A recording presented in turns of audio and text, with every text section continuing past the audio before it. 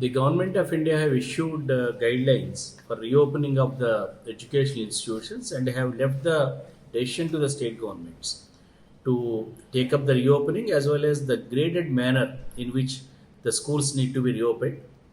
And in compliance to the SOP given by the government of India, the state government has decided in principle to reopen the schools from 2nd November onwards, but in a graded manner.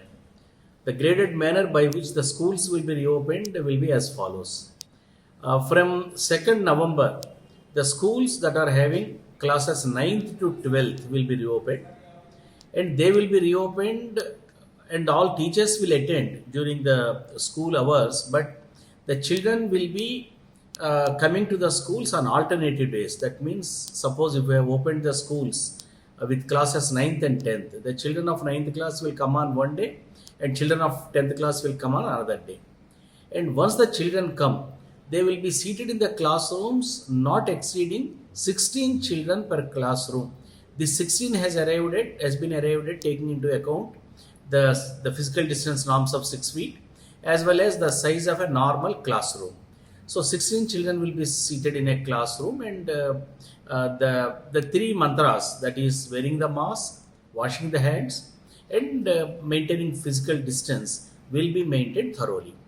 Then the schools having 6 to 8. In the high schools we have classes 6 to 10th. So 9th and 10th will come from 2nd November, and 6 to 8th. The schools will be opened from 23rd November. That is exactly after 3 weeks from the date the higher classes are opened. Then children of classes 1 to 5, they are primary schools. They will be opened from December 14th. That is exactly after 3 weeks from the date of reopening for classes 6 to 8. In Andhra Pradesh, we have 62,000 schools, and especially in the government, we have high schools, around 6,000 high schools. The 6,000 high schools will immediately start from 2nd November, and the high schools along with the UP schools from classes 6 to 8 will be opened from 23rd, and we have around 34,000 primary schools in the government. They will be opened from 14th December, but all schools, these guidelines apply to all government, aided and private managements. Then the SCERT, the State Academic Authority, has prepared the academic calendar. The normal academic calendar would be closed by 23rd April generally, but this year we are extending it up to 30th April 2021. And from 2nd November to 30th April, it would be exactly 180 days, and we want to count all 180 days as learning days. The entire learning activity will be categorized into 3 activities. One is the core lessons, where the teacher has to actually teach the children in a classroom, where the concepts have to be made clear to the children. And those subjects and those activities that can be done by the student, either in the classroom or at home or as a group or as a project, and those which are not really essential. The SCERT has categorized all the subjects, all the chapters into these 3 categories, and a detailed academic calendar has been prepared. Every day the children will come to school at 9 a.m. For 15 minutes they will be oriented towards COVID and the required precautions. From 9:15 to 1:45, the school will run with 45 minutes break at the end for midday meal. And midday meal is staggered into 2 batches. The lower classes will take the midday meal in the first batch and the higher class in the second batch. And after every 45 minutes of class, there will be a 5-minute break for water bill and 10-minute break for relaxation in the form of yoga or pranayama or simple walk in the campus or some kind of a Ananda Vedika kind of experiments where children will take up storytelling and those things. This would enable them to recoup themselves for the next class. And by 1:45, the children would disperse. They will leave the school, and from 2 p.m. to 4 p.m., 4:15 p.m., the teachers would assemble and take up the online classes for those children who may not come to the school, because coming to the school is basically based on the parents' consent, and if the parent doesn't consent the child to come to school, the child can stay back at home and take up learning through online. And the online learning consists of the entire syllabus has been made available on the Abhyasa app of the government of Andhra Pradesh. All the textbooks, lessons, material has been placed on the Abhyasa app. Then B, the entire syllabus that is uploaded on the Diksha platform of Government of India. And C, we are running Doordarshan classes during COVID time also. The same thing will continue. 4, the teachers have formed their children into WhatsApp groups, and they will continue to guide the children through WhatsApp groups. And there are also a lot of lessons uploaded to YouTube portal, and the children can also access. The teachers would guide, they would call the parents or the children over phone, and or in the morning they will tell the children that look, this is the online exercise that you have to take up, and in the afternoon the teachers will be available to give guidance to the children through online. And in this process, we would like to cater to each child. We have categorized the children into 3 categories based on their access to online media. Children who are equipped with high tech machinery or equipment, and children with very low tech equipment, and children who are not having access to any technology. So the high tech, low tech, and no tech children, all these 3 categories will be will be catered to by the schools and the teachers. Then there is the question of the residential schools and hostels. For them, we will be opening up the hostel accommodation. The schools may open up the hostel accommodation anywhere between 2nd November to 23rd November based on their availability of space and other facilities. But by 23rd, they have to open the hostels initially for those children of higher classes, 9th and 10th, 11th and 12th. And Government of India said that hostel accommodation should be open for those children who do not have any other means of supporting themselves. So based on that criteria, the hostels will be opened.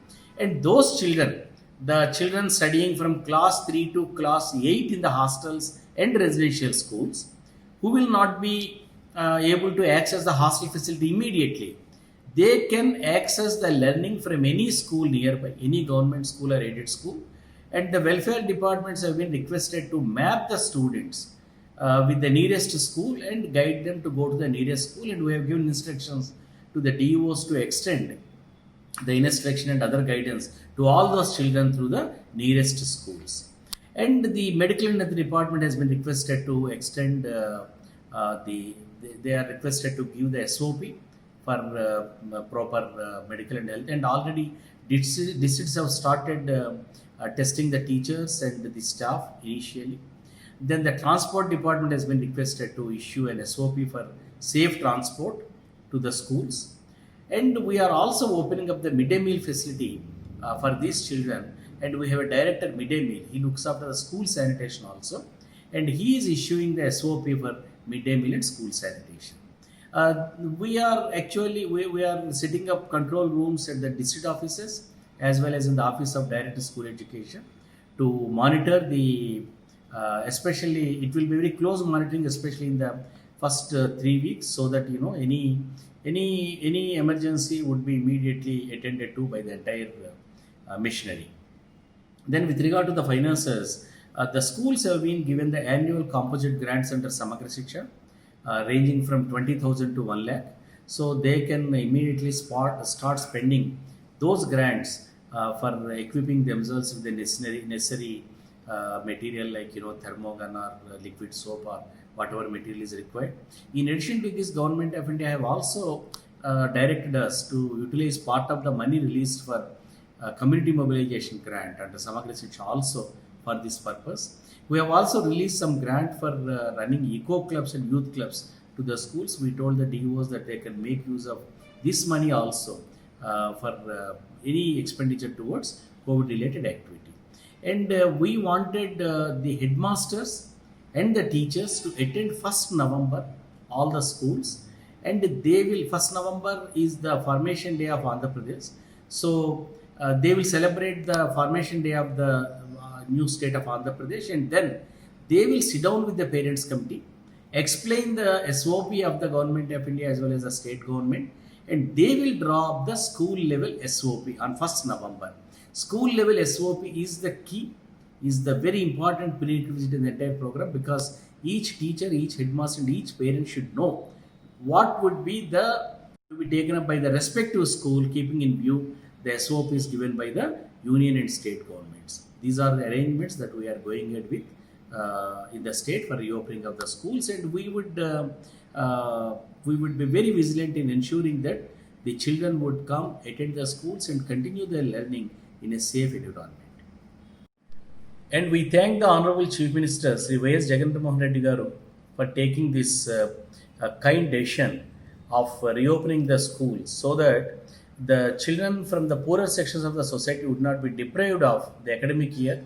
As such, since they are not having access to the electronic gadgets and online learning, the schools are the only means of their educational learning. So, thanks to the decision taken by the Honorable Chief Minister, the poorer sections of the society will now have a consistent opportunity for learning. Hello, this is Renu Desai. Please subscribe to iDream. Subscribe iDream. Please subscribe iDream. Please subscribe to iDream. For more videos, subscribe iDream. Hi, this is Revati Chaudhary. For more videos, please subscribe iDream. For more videos, please subscribe iDream. మీరందరూ కూడా iDream ఛానల్ని subscribe చేయాలని కోరుకుంటున్నాను. I'm Sucharita, Home Minister of Andhra Pradesh. For more videos, subscribe iDreams.